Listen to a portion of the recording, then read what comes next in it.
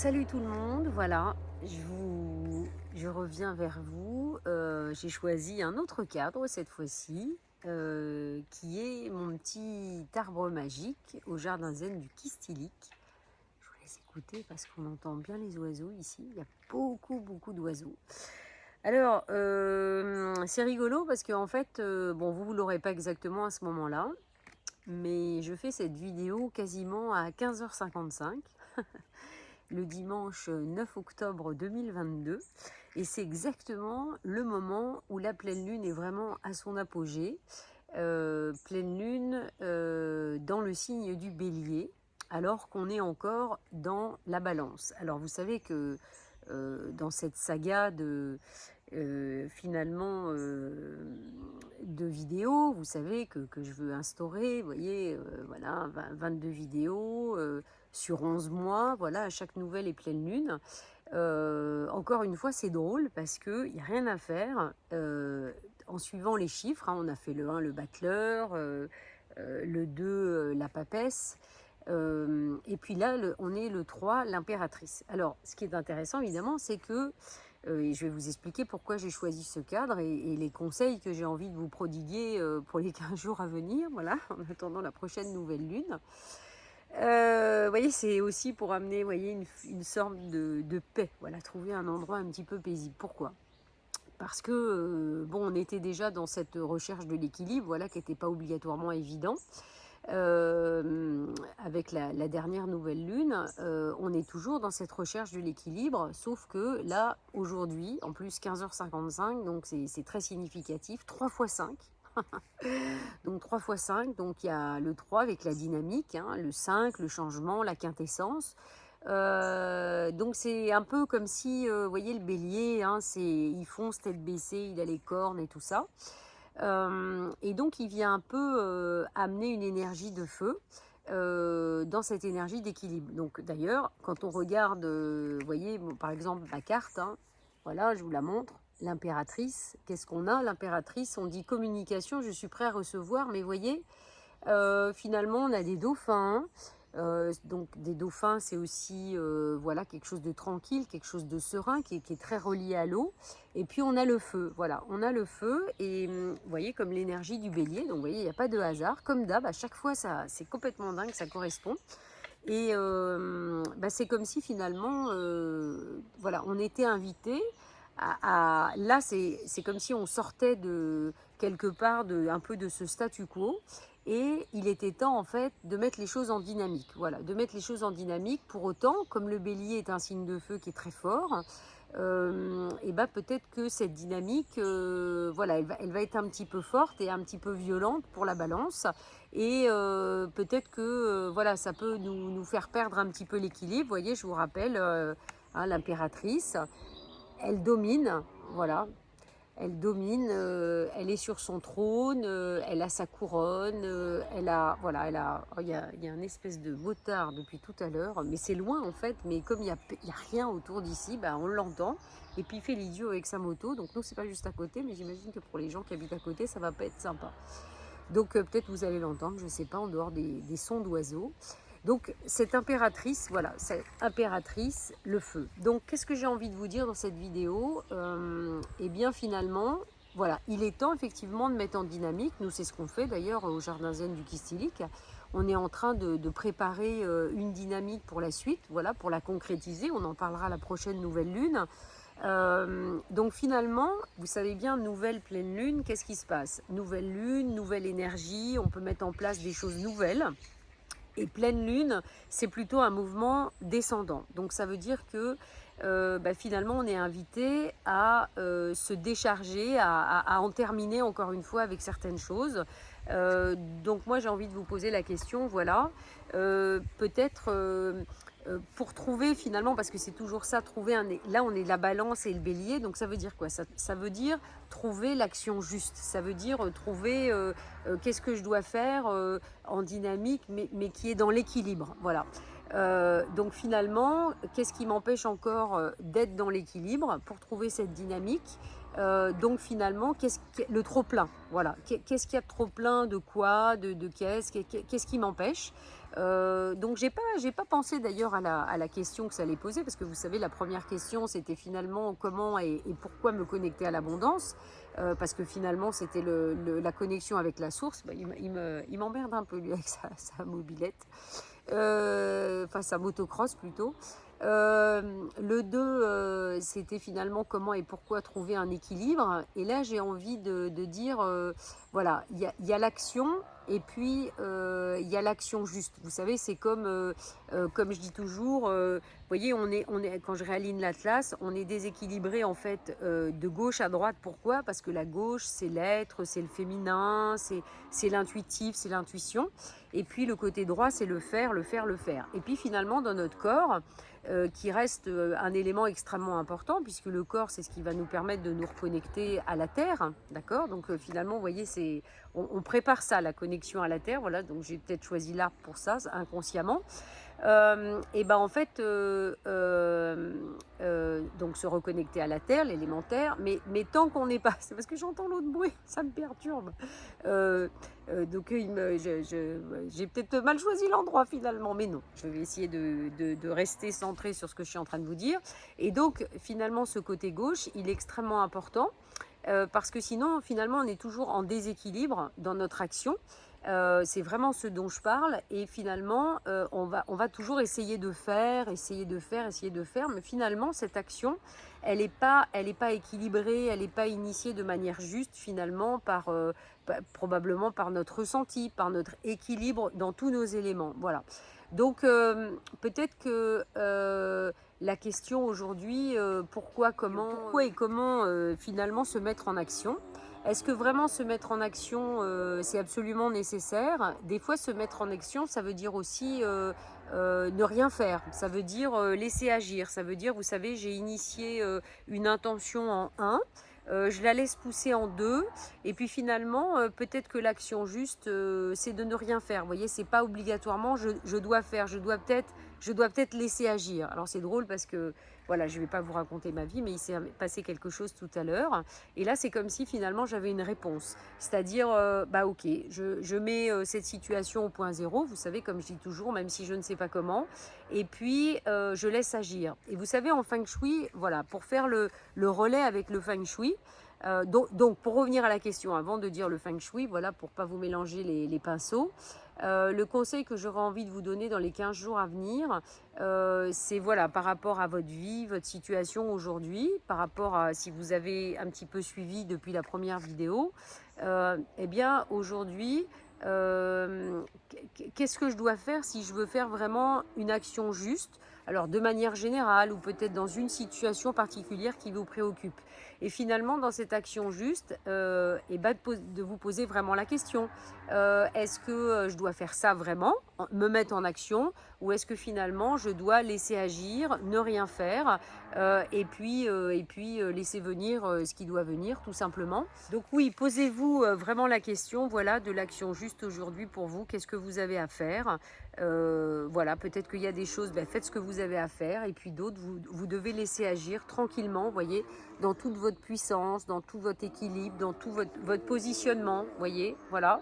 Et puis laisser le feu agir, j'ai envie de dire tout seul, parce que c'est vrai que des fois on dit ah ben il se passe rien, mais en fait il se passe plein de choses dans l'énergie. Et là c'est ce que je voudrais mettre en relation avec le Feng Shui, c'est-à-dire que voilà, la plupart du temps, c'est vrai que quand on fait le Feng Shui, notamment quand on fait une purification, d'accord, comme je vous ai préconisé avec le chiffre 1, eh bien, voilà, on est absolument pressé du résultat et tout ça, mais en fait, quelque part, au fond, on doit laisser agir au niveau du résultat. C'est toujours pareil, laisser agir au niveau du résultat. Alors voilà, je continue finalement la suite de cette vidéo, voilà, dans ma yourte, voilà, finalement on est dans la dynamique, on est dans le orange aussi, c'est pas mal, donc vous voyez, j'ai décidé d'agir, c'est un exemple concret. L'autre avec sa mobilette, ça me courait un petit peu sur la patate parce que j'avais du mal à me concentrer sur ce que j'étais en train de vous dire, parce que, bah en fait, comme vous le savez, je prépare jamais trop rien, et donc j'aime vraiment vous partager ce qui est vraiment dans l'énergie du moment présent. Je redirais juste que, voilà, en termes de feng shui, et en termes général, en fait, le truc, c'est que souvent, quand on initie une action, Heu que ce soit, voilà, une purification, que ce soit n'importe quoi d'autre, une intention. C'est vrai que souvent, voilà, on est pressé, d'avoir le résultat. Donc là, bah, en fait, voilà, c'est de rappeler que quelque part, voilà, en tout cas, même si on initie une action, bah, au fond, on doit, pouvoir accepter de laisser agir et puis, d'attendre finalement, quelque part, c'est même pas d'attendre, mais finalement de continuer à faire ce qu'on a à faire. Et puis arrivera, j'ai envie de dire, ce qui arrivera, Inch'Allah. Voilà. Mais donc aujourd'hui, la question, c'est pourquoi et comment initier une action juste. Voilà, peut-être que, encore une fois, je vous le rappelle, l'action juste, c'est peut-être je ne fais rien, ou je me pose la question, euh, peut-être qu'est-ce qui m'empêche dans cette situation ou de manière générale d'initier une action qui est juste. Une action juste, ça veut dire une action qui est alignée. Vous savez, je vais vous donner un autre exemple. Bon, moi j'aime beaucoup l'astrologie. J'ai fait faire beaucoup de thèmes astro, voilà, enfin karmiques, différents. Et puis, bah, finalement, dans le coin où je suis, il y a un astrologue et je me suis dit, oh, bah, tiens, c'est intéressant pour voir un petit peu la révolution solaire, pour voir un petit peu les mouvements de planètes. Et puis, c'était rigolo parce que le gars, effectivement, m'a dit, honnêtement, c'est très très rare que, en fait, il y a un parcours vraiment concret qui correspondent autant en fait au thème. Voilà.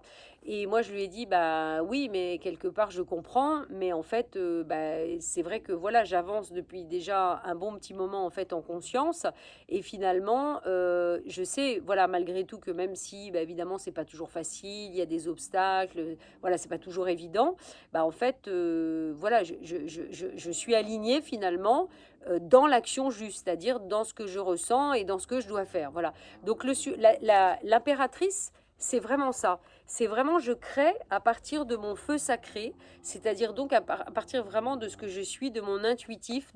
Mais pour ça finalement, il faut quand même se poser la question et peut-être qu'effectivement il y a des choses encore à laisser aller dans cette pleine lune. Voilà, au lieu de d'initier un nouveau truc, ben peut-être que pour initier un nouveau truc, j'ai envie de dire peut-être à la prochaine nouvelle lune, eh bien, il faut laisser partir quelque chose. Et donc, de la même manière, parce que tout le monde n'a pas mon petit livre hein, du chemin de l'âme. J'aimerais juste lire la symbolique de cette dynamique du 3 et peut-être de la commenter, voilà, s'il y a d'autres choses qui me viennent. Alors, avec le 3 l'énergie peut communiquer et s'étendre. Donc, c'est aussi effectivement vraiment une symbolique de communication. Dans la numérologie, ce chiffre, donc en année personnelle, ça désigne une année de communication, d'ouverture. C'est évidemment le chiffre de la Trinité, celle qui nous sort de la dualité du 2. Voilà, donc c'est vrai que là, normalement, il y a une porte qui s'ouvre en fait avec le 3. Voilà. Mais peut-être qu'elle s'ouvrira vraiment à la prochaine nouvelle lune et que là, on a encore la possibilité quand même de se décharger de choses. De toute façon, il y en aura toujours à décharger. Notre respiration, par exemple, voilà, j'inspire, j'expire, je respire. Avec le 3 c'est une grande respiration que nous pouvons enfin prendre. Trinité, cycle de la création, comme Shiva qui détruit, Brahma qui crée et Vishnu qui maintient. Donc, du coup, ça me donne une idée. Vous voyez, pour ça, voilà, en commentant, j'ai envie de vous dire, et moi, je vais faire appel aussi, eh bien, à Shiva. Voilà. Alors, on peut lui demander d'agir tranquillement parce que Shiva, c'est un peu violent et de lui dire, bon, voilà, il est peut-être temps que maintenant, les choses qui m'empêchent d'initier l'action juste dans ma vie, eh bien, avec cœur, ok, pour aller sur l'empereur qui va concrétiser avec cœur, eh bien, je demande à Shiva vraiment de faire le nettoyage. Donc, évidemment, tous les cycles fonctionnent par 3 actions, donc début, milieu, fin, temps passé, présent, futur, histoire, naître, vivre et mourir, Père, Fils, Saint-Esprit, beaucoup d'autres. Donc, il n'y a pas de hasard. S'il nous faut répéter, vous savez bien, souvent on nous dit il faut répéter des intentions, des mantras par 3 parce que ça nous permet effectivement d'enregistrer, d'intégrer de manière plus importante évidemment ce qu'on est en train de mettre. Voilà. Alors donc le 3 multiplie, symbole de la créativité, voilà, 1 plus 2 égale 3. Oui, alors après, je dis effectivement 1 plus 1 égale 2 aussi. Enfin, qu'est-ce que j'ai écrit?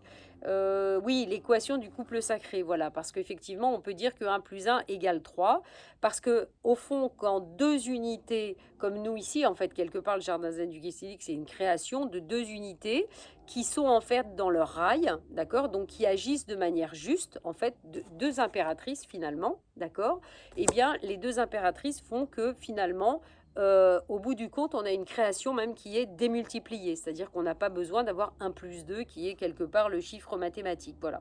Quand deux énergies unies dans leur dualité et dans leur unité se rencontrent et fusionnent, elles se permettent de créer ensemble l'énergie du 3. Voilà, l'énergie du Saint-Esprit, voilà, de manière démultipliée, comme je disais, de manière exponentielle. Voilà. Donc, qu'est-ce que je disais? L'impératrice, donc le côté masculin que l'on peut trouver chez la femme, la force et la manifestation de son intérieur féminin, mais aussi toute la dimension de notre chakra de la gorge, l'arcane de la parole, de l'expression qui s'incarne dans la matière. Voilà, je dis quelque chose, je fais quelque part ce que je dis. Voilà. Donc, le battleur que nous sommes tous en carte 1 a engagé le chemin de la connaissance de soi, d'accord, de la purification, je mets de l'ordre en fait dans tout ça. Et puis de la connaissance, voilà, avec la papesse. Voilà, elle va affûter son expression avec l'impératrice. Voilà, le 3 reste donc le chiffre de la communication, expression sous toutes ses formes, grâce à l'unité de notre corps, de notre âme et de notre esprit. Vous savez bien toujours qu'il y a 3 niveaux, hein, le niveau physique, le niveau de l'âme et le niveau de l'esprit. C'est comme ça que tous les endroits sacrés, quelque part, sont créés. Alors, je vous invite d'ailleurs à ce titre, le 14 octobre, c'est gratuit, je fais un live sur le réseau Suneva sur le thème de comment sacraliser son lieu de vie. Donc, c'est vraiment le lien avec le sacré. Je pense que ça va être très intéressant. Vous pourrez poser vos questions. Et puis, qu'est-ce que j'ai envie de vous dire aussi? Non, bah écoutez, c'est déjà pas mal. Et puis, alors, du coup, je vais vous faire un petit, attendez, un petit cadeau. Alors, voyons. Un petit cadeau, un petit cadeau.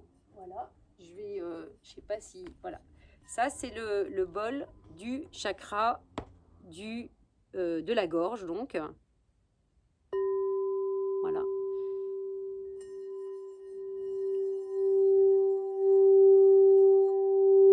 Voilà. Donc, du coup, en petit exercice aussi, vous pouvez écouter des fréquences. Vous savez, il y a des fréquences, en fait, très particulières, évidemment. C'est très, très important, le son, très, très important. Ça nous permet de transformer notre ADN, ça nous permet de transformer vraiment notre matière. C'est vraiment, vraiment, vraiment très puissant. Donc, essayez d'aller voir et de trouver, vous savez, parce qu'il y a une gamme musicale sacrée aussi, évidemment, et d'aller chercher la fréquence, par exemple, qui caractérise la fréquence de la gorge.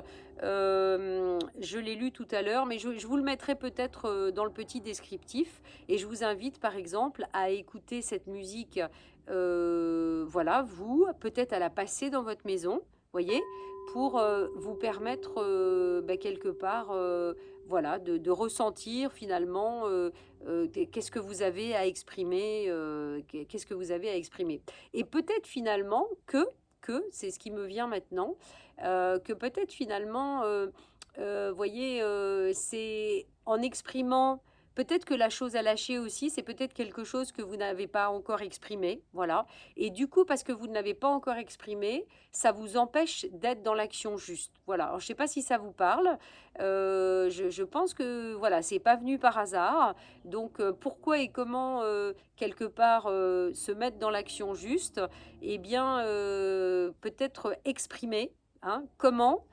Pourquoi? Parce que vous avez bien compris, agir pour agir, ça ne sert à rien. Il faut agir de manière juste, voilà, en relation avec notre cœur. Je vous rappelle quand même le but de ces vidéos.